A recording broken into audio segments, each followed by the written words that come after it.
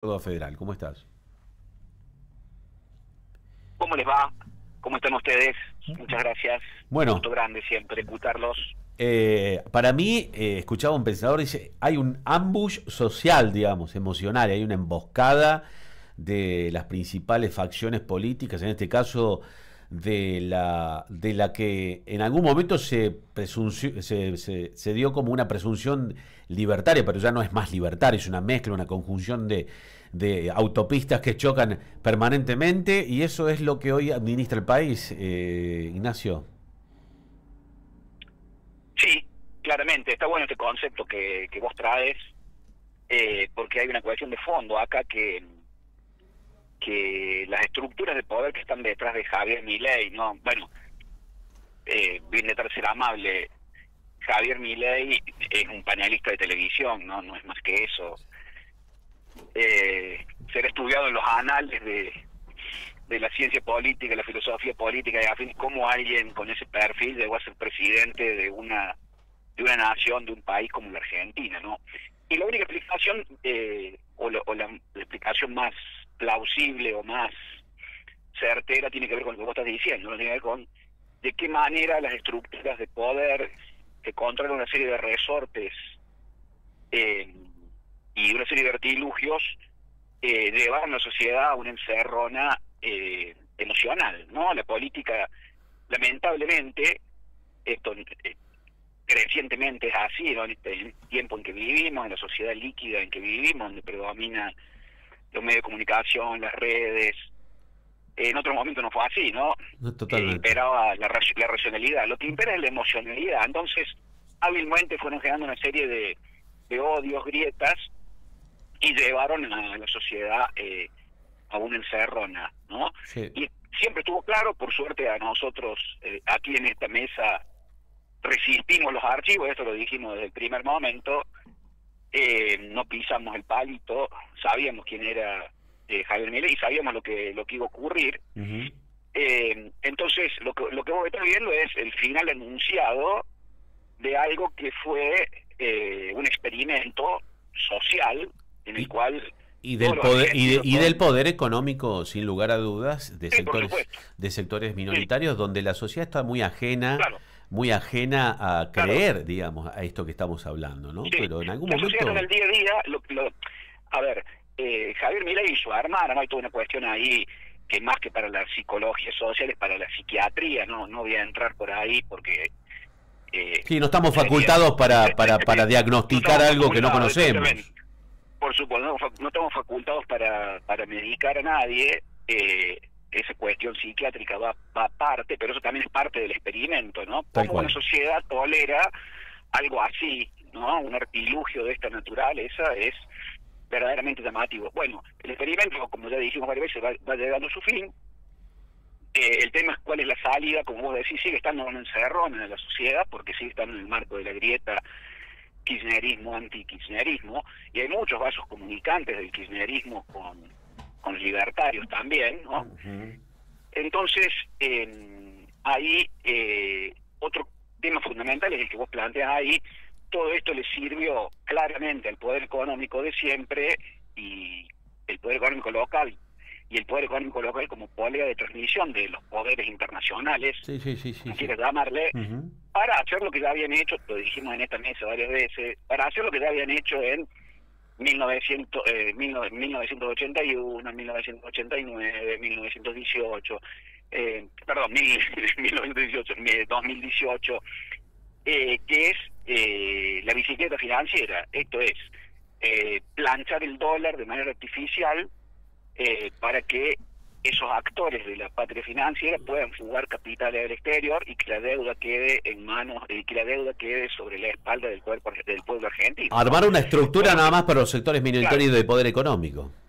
claro, es una estafa piramidal, o sea, lo de Libra o esto de las coimas es escandaloso, ¿no?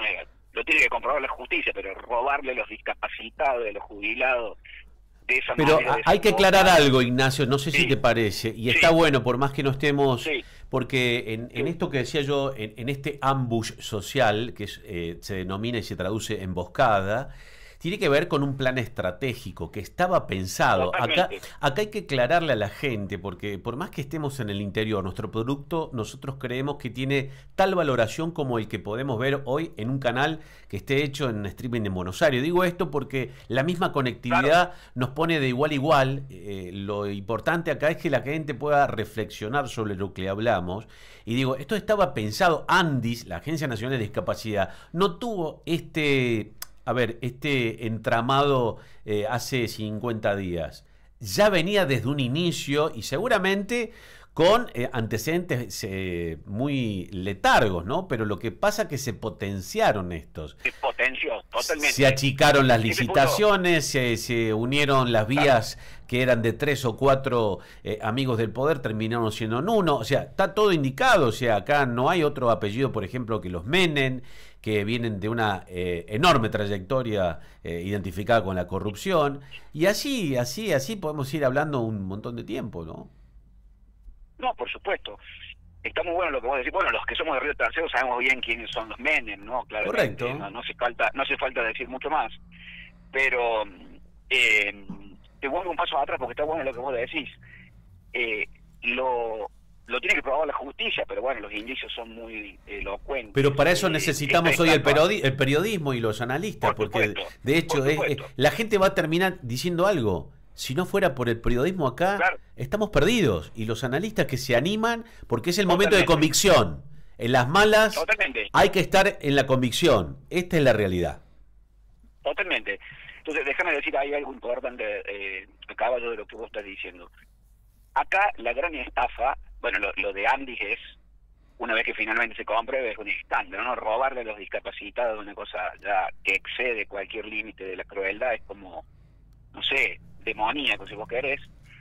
La estafa Libra son los bolsos de López, son vueltos, así te lo digo, son vueltos, comparado con la gran estafa legalizada que es el carry trade, la fuga de capitales y el saqueo a la nación sistemático que hacen los actores principales de la economía con el aval del Estado Nacional. Para eso tienen el poder, ¿no? Para hacer esa estafa a gran escala, que es más o menos legal, una estafa en la que es cómplice del Fondo Monetario Internacional, todos los que avalaron el decreto 70, la ley base, todo lo que nos pide el juicio político. O sea,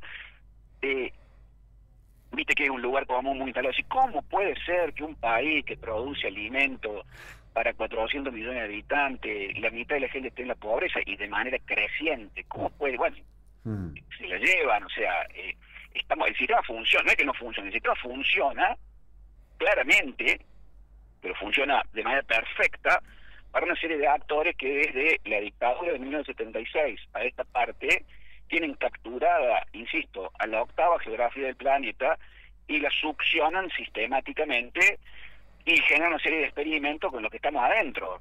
Totalmente, y permitime agregar algo. Discúlpame, después si querés hablamos del dólar, de la tasa de interés, de todas esas boludeces que no son menores, pero no son el fondo de la cuestión. Pero bueno, yo creo que también este experimento sirve para poner negro sobre blanco y la gente se está dando cuenta de esto también, ¿no? Y claro, obviamente, porque ni más ni menos lo que estamos hablando y planteando es que esto termina... Para el común denominador no termina, porque acá está sucediendo, que esa es la gran diferencia, ¿no? Está Mariano acá que te quiere hacer una consulta. ¿Cómo te va, Ignacio? Buen día.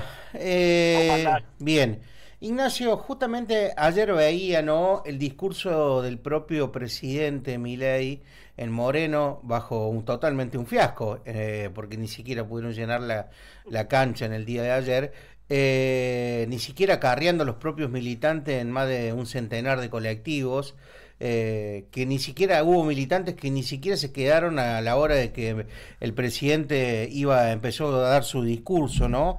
Un presidente que intentó y sigue intentando subir al ring al único rival que es el kirchnerismo y tratar de generar lo que generó en el 2023 cuando fueron las elecciones, de tocarles las fibras más íntimas a los argentinos, en un momento donde los argentinos veníamos de un enojo con la clase política rotunda, de salido de la pandemia, con todo lo que dejó el gobierno de Alberto Fernández, ¿no? Esta elección es totalmente diferente. Me parece que el argentino no está en este momento como para que un presidente le toque las fibras más íntimas, porque la inflación bajó, pero la pobreza subió. Y creo que eso es una situación clave que seguramente los analistas políticos no se lo están dando, o el entorno más del círculo rojo del propio presidente Milei pareciera que tendrían que dejar a jugar, que el presidente es el gladiador que viene a salvar la Argentina, ¿no?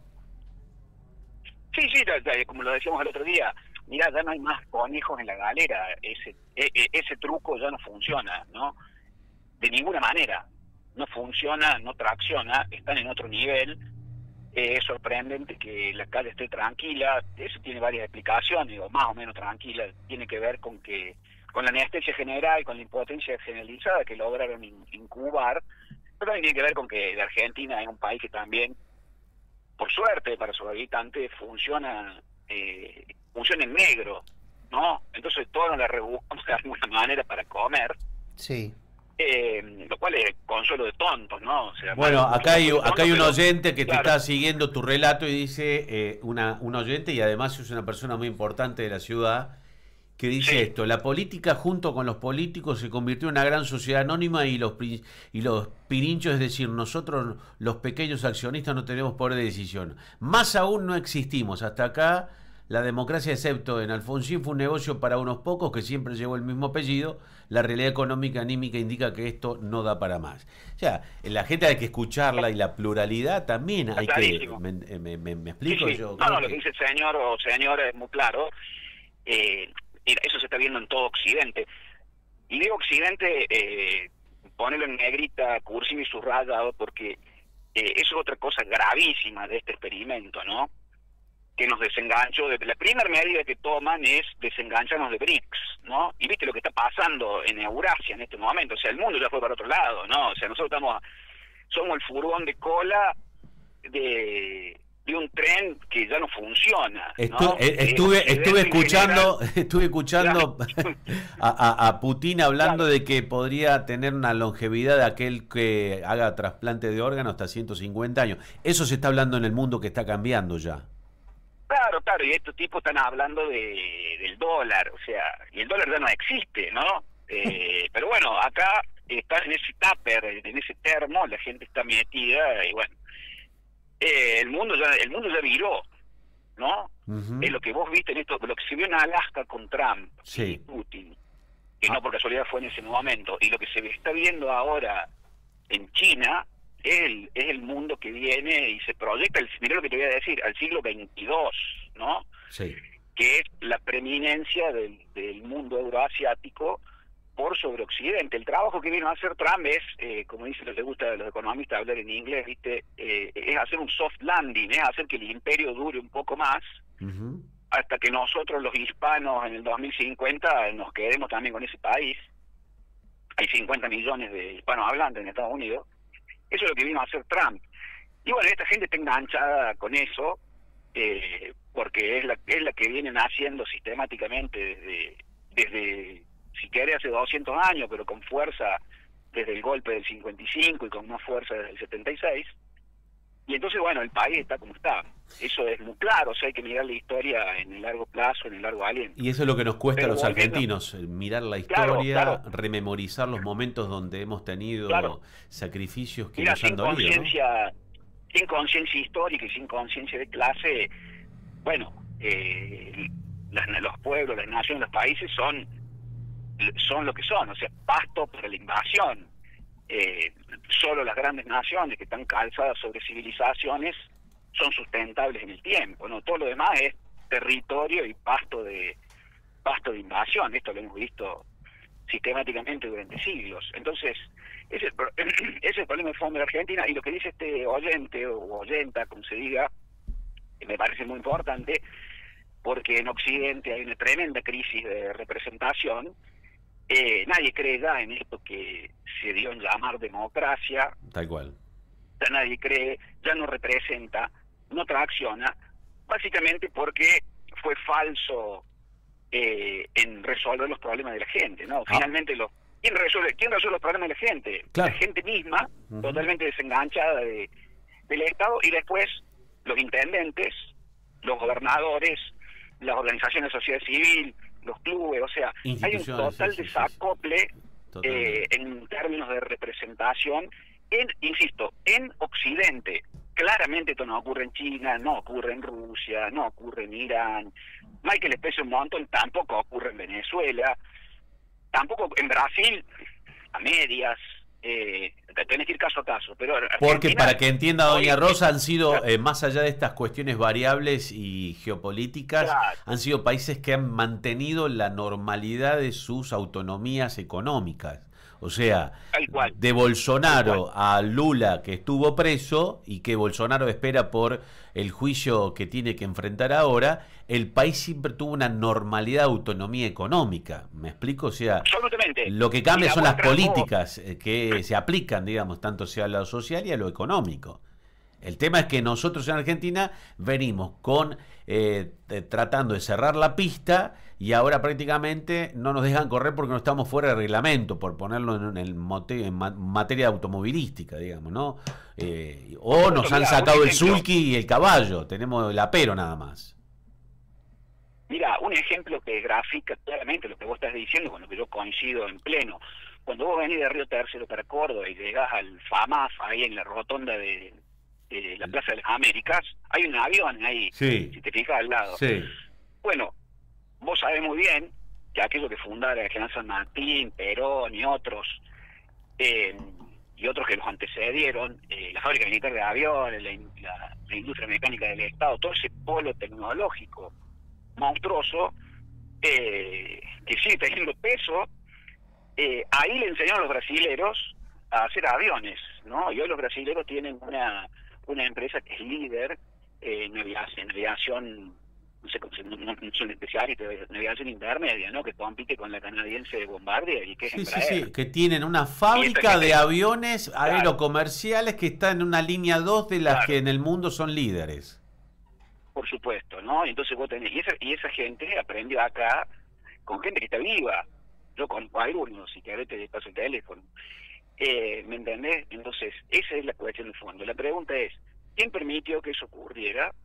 ¿Y cuál es el plan de nuestro enemigo respecto de que para eso no ocurra? No sé si me explico. Totalmente. Y entonces, bueno, y si nos basamos en algo donde tu pueblo vio las raíces de inicio, nosotros nos expandimos, nos desarrollamos con lo que en su momento tal vez era un anhelo, pero bueno, entre la donación de tierras, entre las políticas de algunos que todavía se viven y que han podido planificar el desarrollo de un sector industrial químico, hoy padecemos porque tal vez quienes pasaron en la transición no supieron saber hacia dónde iba nuestra ciudad y hoy aquejamos, en este caso del sector privado, un cese de una empresa con una importante masa salarial que se queda sin trabajo. Eso también, a modo de ejemplo, en la historia lo tenemos que hablar porque es el planteamiento ni más ni menos de lo que tal vez cada vecino no quiere escuchar o cada vecino por ahí está abrumado de tanta información en estos tiempos. Cuando vos no planificás o no proyectás, quiere decir que algo en la historia tenemos un antecedente, ¿no? Por supuesto, los otros proyectan por ti y están mirando. Está muy bien lo que vos decís. Mirá, la gente habla así en general, ¿no? Parezco Sergio Massa, la gente, ¿qué es la gente? ¿No? Bueno, pero por simplificar, la gente no sabe lo que tiene, ¿no? No sé si la gente es verdaderamente consciente de lo que significa Río Tercero como un polo industrial o agroindustrial o petroquímico, o sea, es un nodo muy potente que conecta una enorme cantidad de industrias sofisticadas, ¿no? Y bueno, eso que hay que defender y eso es lo que hay que potenciar. En eso hay que pararse, en ese enorme capital, ¿no? Que tenemos, que la gente, insisto en usar ese término, no sé si la gente termina de valorar o termina de saber lo que tiene. Bueno, pero ahí está bien que me des ese canal. ¿No? Ahí es donde tenemos que estar la convicción de los medios. Si yo no estoy hablando de esto contigo, por más que muchos crean que es banal o puede ser en vano, nosotros tenemos que estar en este momento de las malas con la gente. En esto tenemos que tratar de inculcarle que ahora sí llega el momento que todos debemos sentarnos, mirarnos y empujar hacia adelante. Esto es muy positivo. Es muy positivo lo que vos estás diciendo. Lo que tenemos el rol que tenemos que estar siempre mirando, analizando, también tenemos una tendencia a la crítica que a veces es cercana a la queja y al señalamiento. Forma parte de la idiosincrasia, forma parte de la idiosincrasia. Claro, no, y forma parte también de una forma de mirar las cosas. Yo te agradezco lo que vos decís, que es muy valioso. Y hay que decir, bueno, está bien, bajemos el dedo, dejemos señalar y bueno, ahora vamos para adelante. Ahora valoremos lo que tenemos o lo que teníamos, reconstruyámoslo, potenciémoslo y hagamos que crezca hacia adelante. Te vuelvo a repetir, las generaciones, los señores y señoras que le enseñaron en el área material Córdoba a construir aviones a los señores y señores brasileños de Embraer, están vivos. Los podés llamar porque hace un grupo de WhatsApp. Mirá lo que te digo. ¿Me entendés? Sí, sí, sí. Entonces, ahí está la construcción, ¿no? Hacia el futuro y bueno, que este experimento termine, que todos hayan aprendido y volviendo a lo que decía Mariano, que me parecía muy importante, bueno, lo que se ve anoche es un campalache, ¿no? O sea, esto lo dijo Discépolo en 1920, ¿no? Ustedes la Biblia y el teléfono, una vergüenza, ¿no? Realmente. Pero yo estuve, o sea, yo fui a la radio sigue estando en la calle San Martín.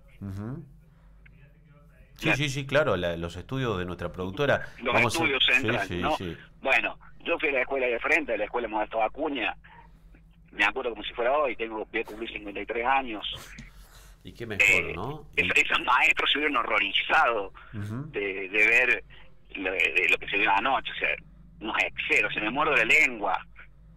¿Me entendés lo que te digo? Es cierto. O sea, es una vergüenza. Y te agradezco que tengas esa diferencia de tu recuerdo, porque el que te está escuchando... Capaz que la señorita Techi, la maestra Blanca... Claro. Sí. Yo me acuerdo, sé que falleció hace poco, y mi maestra de primer grado era la profesora Carranza, o sea, tuvo una institución, claro. una persona que, imagínate, por suerte falleció, no tuvo que ver esto, o sea, se rasgaría igual a Pueblo Blanco, tal cual, por favor, tal cual, o sea, somos gente grande ya, o sea, no sé qué estaban haciendo cuando votaron a este tipo, pero bueno, la historia también se construye con estas cosas. Lo más importante es lo que dice Patricio, decir lo que hay que decir y construir para adelante, ¿no? No hay otra manera, querido amigo. Yo creo que en las etapas de nuestra adolescencia, cuando la convicción que era, por ejemplo, en distintos caminos, tanto en tu preparación a lo que has llegado hoy, como en la preparación que me ha tocado también elegir quedarme aquí, y también, por supuesto, ¿no?, atravesar lo que la idiosincrasia propia de la comunicación también arruinó parte del camino comunicacional de lo que significa una ciudad. Hay que estar en las buenas, pero siempre hay que estar mucho más en las malas.